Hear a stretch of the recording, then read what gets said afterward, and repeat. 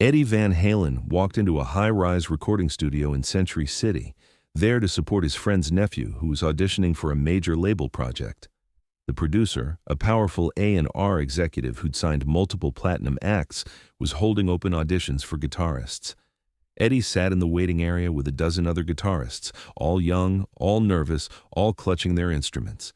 The producer emerged from the studio, looked at the waiting room, and announced, "Let me save everyone some time. I've heard 1,000 guitarists this week.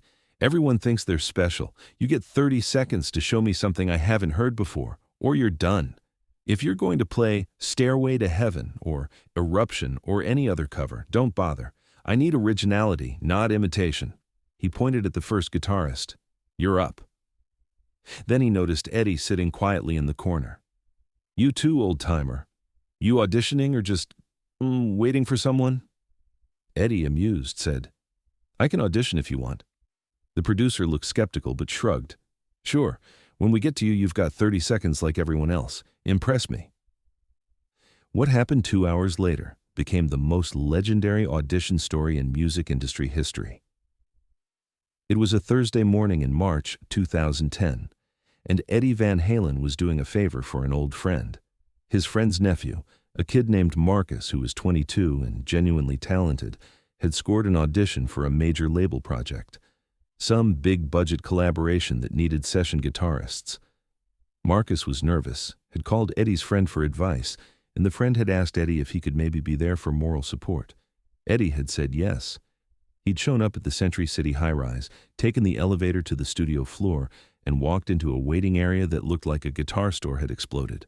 15, maybe 20 guitarists, mostly in their 20s, all holding cases, all with that mixture of confidence and terror that comes with high-stakes auditions.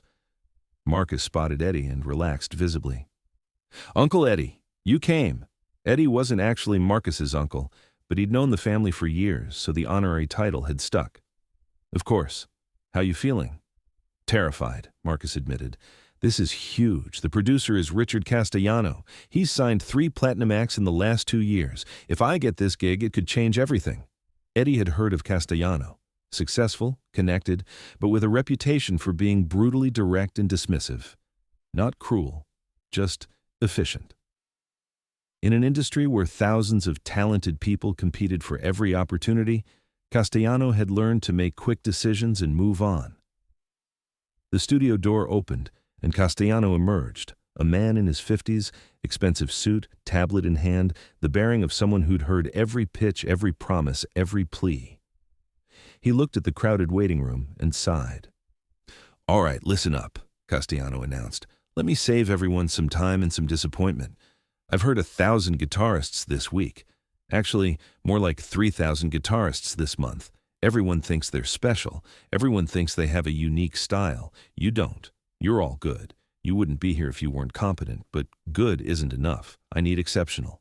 He paced in front of the room. "You get 30 seconds to show me something I haven't heard before. Not 30 seconds to warm up, not 30 seconds to introduce yourself, not 30 seconds to tune.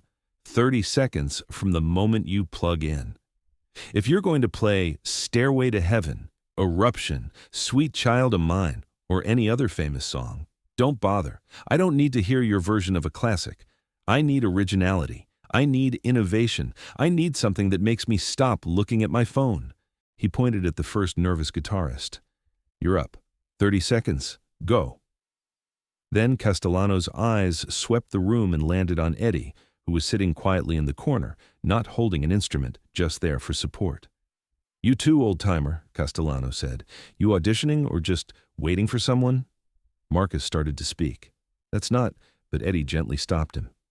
"I can audition if you want," Eddie said calmly. Castellano looked Eddie up and down. Jeans, casual jacket, in his 50s, clearly the oldest person in the waiting room by 2 decades. "You got a guitar?" "I can borrow one," Eddie said. Castellano shrugged.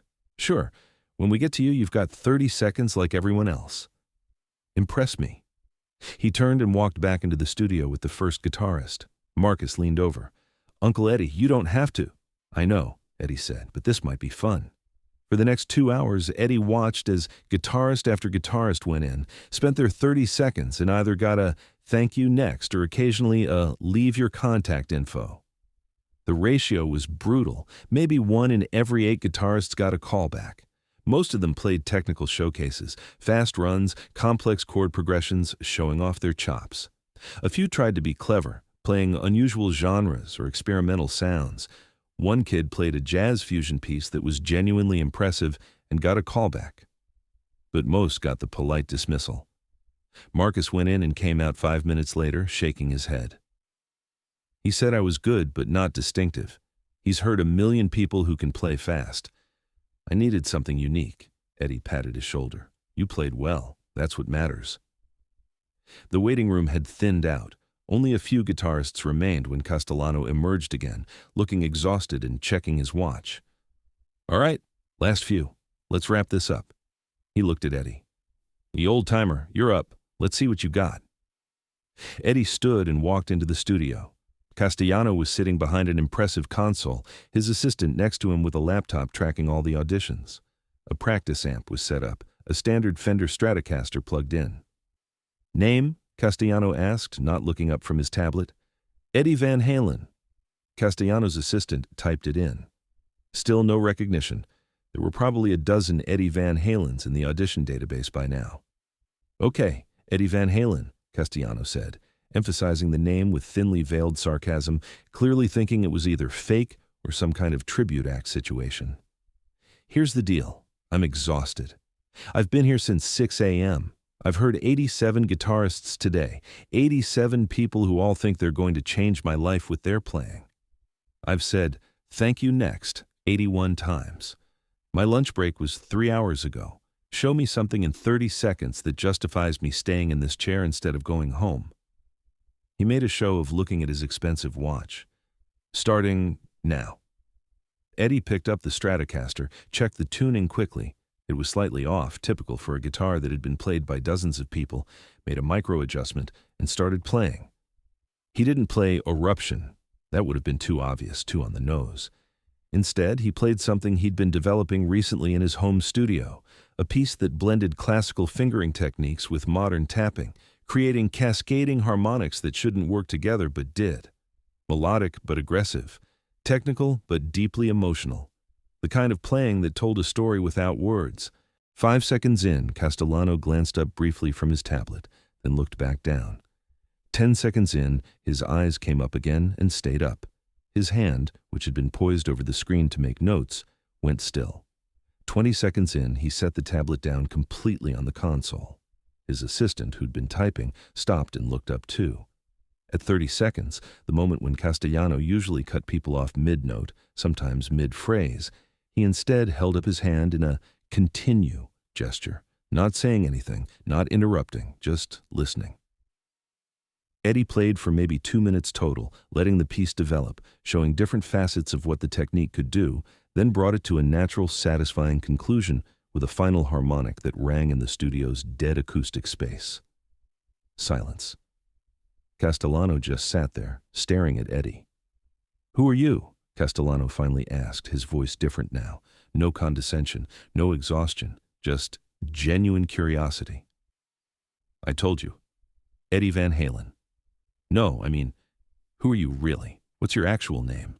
I haven't heard anyone play like that all week, all month, maybe all year. That technique, that phrasing, those harmonic choices. Where did you study?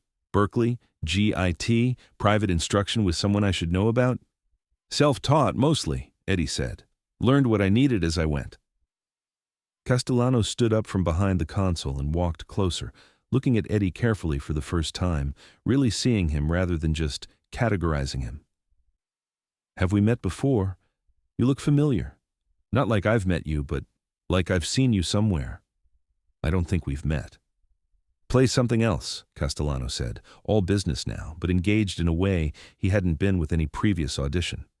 Something completely different. Different style, different technique.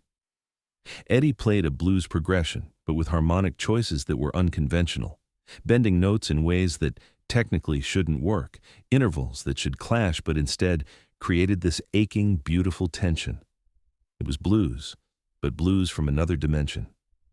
Castellano's assistant was staring at Eddie now too, her fingers hovering over her laptop keyboard, something clearly bothering her, some recognition dancing at the edge of her awareness. She picked up her phone and started searching for something. "One more," Castellano said, and now there was something in his voice, anticipation, maybe suspicion. Play Eruption, the Eddie Van Halen song." Eddie smiled. "I thought you said no covers." "I changed my mind. Play it, right now."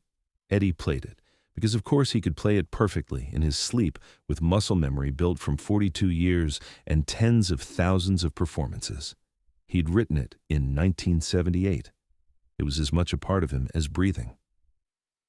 Halfway through the iconic tapping section, Castellano's assistant gasped audibly. She spun her laptop screen toward Castellano, showing a Wikipedia page with a large photo of Eddie Van Halen, the actual famous legendary Eddie Van Halen, next to headlines about pioneering two-hand tapping, revolutionizing rock guitar, one of the greatest guitarists of all time. Castellano looked at the screen, looked at Eddie, still playing, looked back at the screen. The same face, the same person, standing in his studio, playing the song he'd written. Eddie finished the piece and set down the guitar. Castellano's mouth opened and closed twice before words came out. "You're the Eddie Van Halen, not some guy named Eddie Van Halen, not a tribute act, the Eddie Van Halen, the actual person." "I mentioned that," Eddie said, setting down the guitar. "No, you said your name was Eddie Van Halen. I thought you were some guy using the name, like all the kids who call themselves Hendrix or Slash or whatever." Castellano sat down again, heavily. "I just gave Eddie Van Halen 30 seconds to impress me. I told Eddie Van Halen that I've heard 1,000 guitarists this week, and everyone thinks they're special. I asked where you studied." His assistant was trying not to laugh. "This is..." Castellano struggled for words. "I've signed platinum acts. I've worked with legends, and I just treated Eddie Van Halen like he was some random guy off the street hoping for a break." "To be fair," Eddie said, "that's exactly what I looked like." "Why didn't you tell me?" Castellano asked. "You didn't ask who I was beyond my name, and honestly, I was curious what you'd say. You were right, by the way. Most of those guitarists out there were playing it safe. The kid who played the jazz fusion piece, though, he was good. You should call him back." "I already did," Castellano said. "But you, why are you even here?" "My friend's nephew was auditioning, Marcus Wilson. I came for moral support." "Marcus Wilson," Castellano repeated, checking his tablet. "I cut him, said he was good but not distinctive." "He is distinctive," Eddie said. "He was nervous. Auditions are terrifying. Maybe give him another shot, let him play when he's not paralyzed with fear." Castellano looked at Eddie for a long moment. "If Eddie Van Halen says a guitarist is distinctive, I'm going to listen. Marcus Wilson gets another audition, private session, no pressure."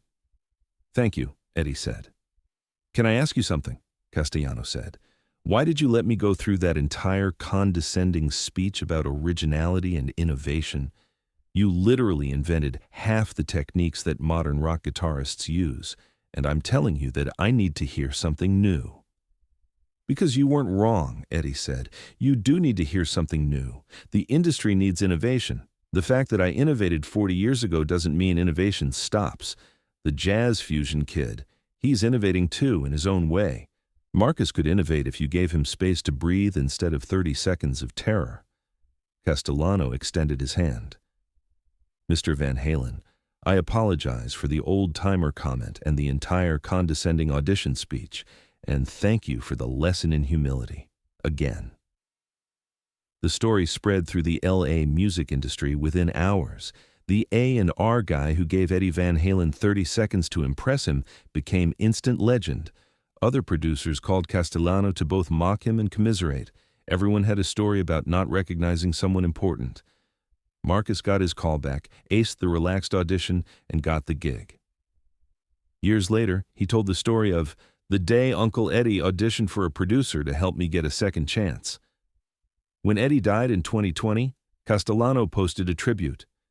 "In 2010, I gave Eddie Van Halen 30 seconds to impress me. I told the greatest rock guitarist of all time that I'd heard 1,000 people like him." He responded by playing something that reminded me why I got into this business, to find moments of genuine artistry. Then he used his credibility to get a nervous kid a second audition. That's not just talent. That's grace, generosity, and humility from someone who had every right to tell me I was an idiot. Rest in peace to the master who taught me that real legends don't need to announce themselves. They just play. If this story moved you, subscribe and share. Have you ever helped someone get a second chance they deserved? Share your story in the comments.